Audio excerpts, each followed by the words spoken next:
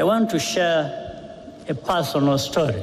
Ndagira ngo mbabwire inkuru ntaragira uwo nyibwira.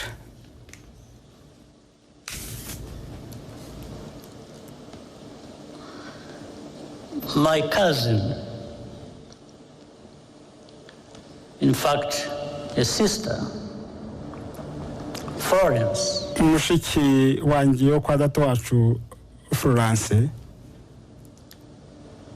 worked for the United Nations Development Program in Rwanda for more than 15 years. Yamaze imyaka irenga 15 akorera UNDP mu Rwanda.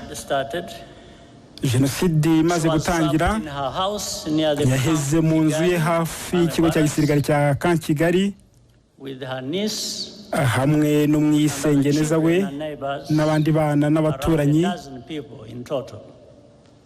bose bagera kuri 12.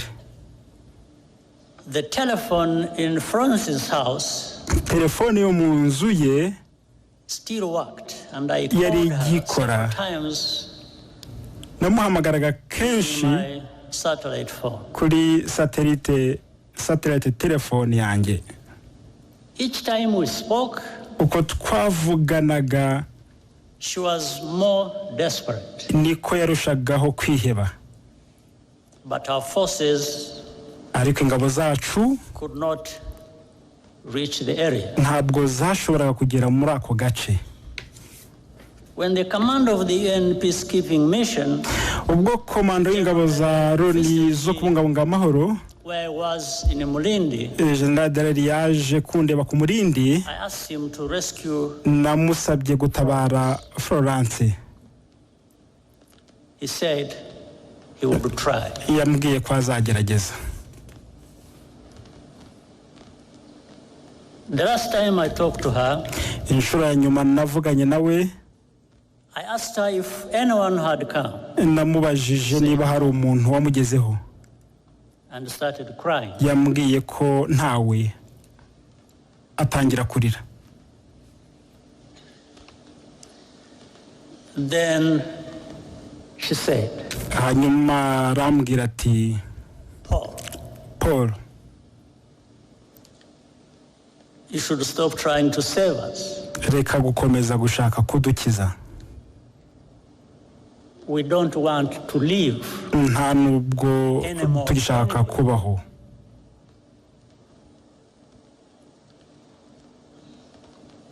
I quickly understood what she was saying. Ahise numva ibyo ashaka kuvuga. And she hung up.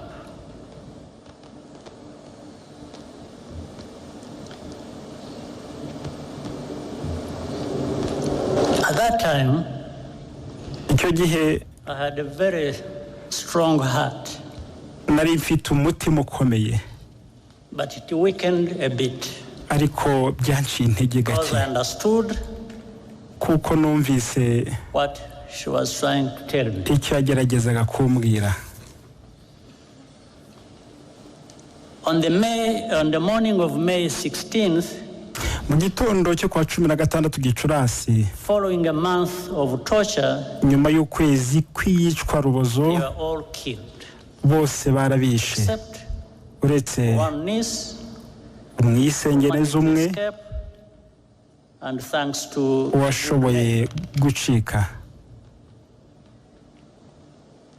It later emerged that a Rwandan working at byaje kugaragara ko umunyarwanda wakoraga muri UNDP yagambaniye bagenzi be b'abatutsi, abwira bicanyi.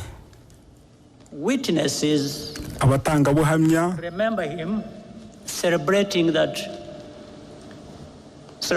Florence's murder the night after the attack. Bibuka ko ijoro ryakurikiye icyo gitero yishimiye ko France yishwe.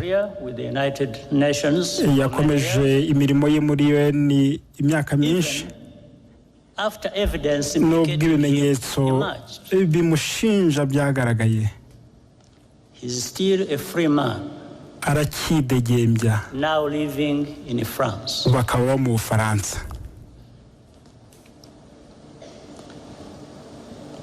I asked General Dallaire what happened. Nabaje General Dallaire ko byagenze. He said that his soldiers yambwiye ko abasirikare be basanze bariyeri y'interahamwe and so they turned back hafi y'inzu ye barahindukira bisubirirayo. Meanwhile, muri icyo gihe he conveyed to me a note yanzaniye ubutumwa from the United States ambassador bw'ambasaderi w'Amerika to protect diplomats and foreign civilians. Ko tugomba kurinda aba diplomate n'abasivile b'abanyamahanga by road to Burundi bahungaga bajya Burundi from attack by the militias. Banyuze mu nzira y'umuhanda ngo baticwa n'interahamwe. Things happened same time. I don't need to be instructed to do something that ntabwo byari ngombwa kumbwiriza gukora ikigomba gukorwa n'ubundi. That's what I was going to do.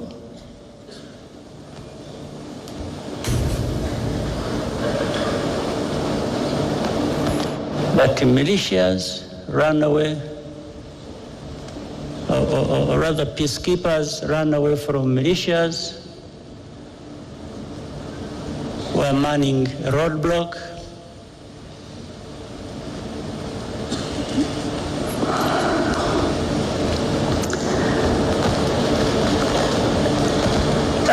I do not blame General Dallaire.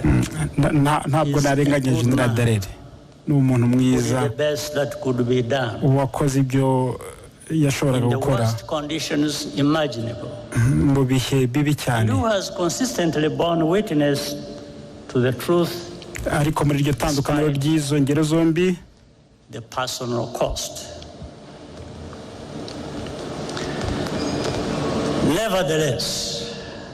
nabonye agaciro guhabwa ubuzima bw'abantu batandukanye. The two cases, I took note of the value that is attached to different shades of life. In 1994, all Tutsi were supposed to be completely exterminated. Abatutsi bose bagombaga kwicwa bagatsembwa bakarangira. The killings that had forced me and hundreds of thousands of others into exile 3 decades before had not been sufficiently thorough. Kuko ngo ubwicanyi bwabaye imyaka 30 mbere ya jenoside bwatumye inge n'amagana y'ibihumbi by'abandi tubimpunzi butakoze uko byari bikwiye. Niyo mpamvu n'impinja zishwe ngo batazakura bakaba ingabo. Rwandans will never Abanyarwanda ntabwo bazigera bumva impamvu igihugu icyo ari cyo cyose about who was targeted in the genocide. Cyakomeza kwanga kumva nkana abo jenoside yari yibasiye. Such ambiguity mu by'ukuri uko kudasobanura neza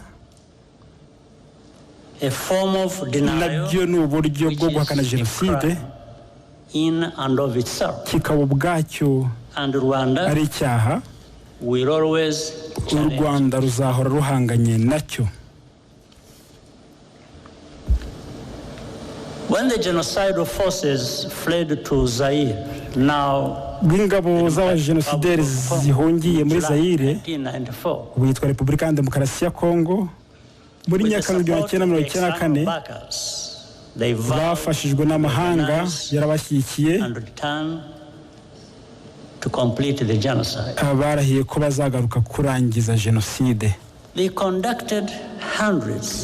bagabye ibitero by'iterabwoba mu Rwanda over the next 5 years, mu myaka itanu yakurikiye not only survivors, bibasira abarokotse jenoside n'abandi banyarwanda to go into exile, banze guhungana nabo claiming thousands. bitwara ubuzima bw'ibihumbi by'abantu. The remnants of those forces are still in Eastern, bamwe muri abo barwanya ibiterabwoba baracyari mu burasirazuba bwa where they Kongo enjoy state support aho bashyigikiwe na leta, in full view of the United Nations ingabo peacekeepers, za Loni zo kurinda amahoro zibireba. their objectives Intego zabo changed. ntabwo zahindutse, And the only reason this group kandi impamvu aka gatsiko today known as FDLR ubu kitwa FDLR has not been disbanded kataraseswa is because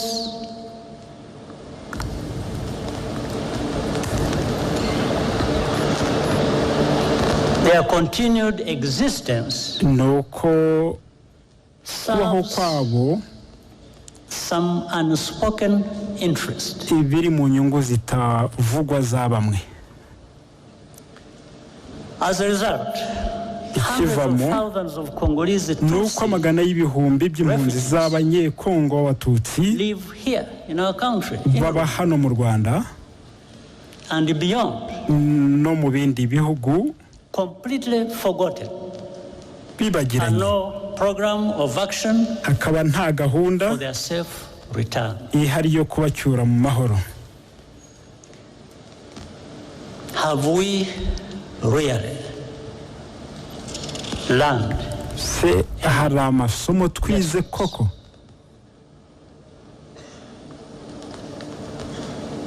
We see too many actors, Tubona abantu benshi even some from Africa, ndetse n'abo muri Afurika getting directly involved as babyinjiramo mu gihe politiki y'amoko ishyirwa imbere, and ethnic cleansing itsemba ry'amoko ritegurwa practiced. rikanashyirwa mu bikorwa. What has happened to us? Ni iki cyatubayeho? Is this the Africa we want to live in?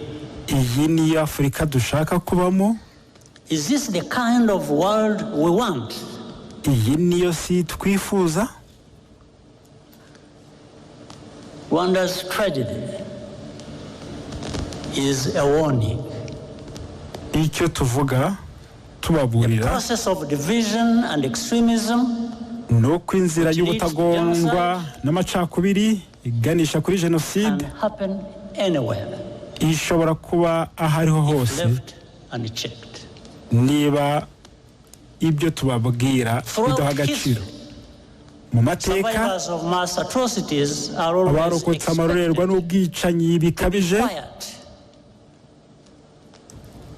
to censor themselves, bahora batezweho guceceka, or else be erased and even blamed gucunga ibyo bavuga, for their own misfortune. bitabaye ibyo bagasibanganywa ndetse bakaregwa kwikururira ibyago Is bibabaho. living evidence of Ubuhamya complicity, bwabo ni ikimenyetso cy'ubufatanyacyaha, and it unsettles the fictions kandi bunyomoza ibyo bahimba enablers bibwira ko and bituma umutimanama w'abatuma bibaho n'abarebera utekanye. the more Rwanda takes full responsibility for its own Uko safety abanyarwanda and bafata dignity, inshingano zo kurinda umutekano n'agaciro byabo, the more intensely niko kurwanya the established truth ukuri about the kwa genocide is jenoside questioned and no revised. kuyihakana nabyo byiyongera. Over time, Uko igihe gihita in the media controlled mu by the bitangazamakuru powerful in the bifitwe world, n'abakomeye muri iyi si, in this world, victims are rebranded as villains, abahohotewe bagahindurwa abagome, and even this very moment ndetse no muri uyu mwanya wo kwibuka ntibawuha agaciro ahubwo bakavuga ko ari amayeri ya politiki gusa. Ntabwo ari byo. It never has been. Ntabwo byigeze bibaho. Our reaction to such a hypocrisy kuri twe ni ukuyobya uburari kandi si byo kwihanganirwa.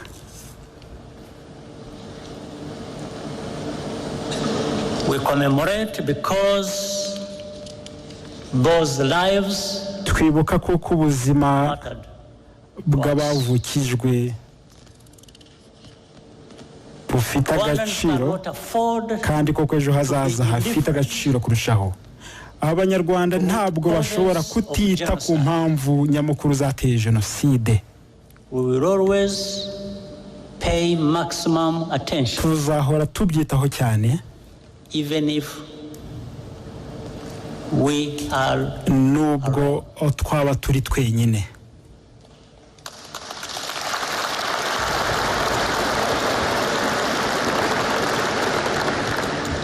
But what we are seeking ariko icyo dushaka is solidarity and partnership to recognize and confront no kumenya these threats no guhangana n'ibibazo hamwe as a global community. Nk'umuryango mpuzamahanga.